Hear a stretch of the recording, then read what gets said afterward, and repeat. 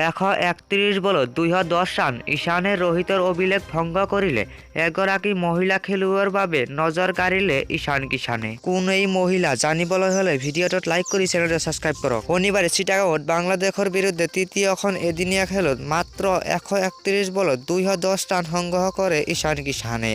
24টা 4 আৰু 10টা 6ৰ সৈতে এটা বিধ্বংসী ইনিংছ। অৱশেষত চট্টগ্ৰামত হোৱা ৰেম্পেজৰ পিছত যেতিয়া তেওঁ আউট হৈছিল তেতিয়া ভাৰতৰ ইনিংছ 85টা বল বাকী আছিল, অৰ্থাৎ ক্ৰিজত থাকিলে ৰোহিত শৰ্মাৰ 244 ৰানৰ অভিলেখ ভংগ কৰিলেহেঁতেন। যদিও তেওঁ ৰোহিতৰ নজৰ ভংগ কৰিব নোৱাৰিলে তথাপিও ঈশান এক উজ্জ্বল ডাবল শতকৰ সৰ্জন কেইবাটাও অভিলেখ গঢ়িবলৈ সক্ষম হয়। ভাৰতৰ বৰ্তমান অধিনায়কক অতিক্ৰম কৰিলে আঘাতৰ বাবে আজি খেলিব পৰা নাই। পুৰুষৰ এদিনীয়া ক্ৰিকেটত দ্ৰুততম শতক অৰ্জন কৰা আটাইতকৈ কম বয়সী খেলুৱৈ হিচাপে পৰিগণিত হয়। মাত্ৰ 24 বছৰ 145 দিনত তেওঁ 2টা শতক সম্পূৰ্ণ কৰে।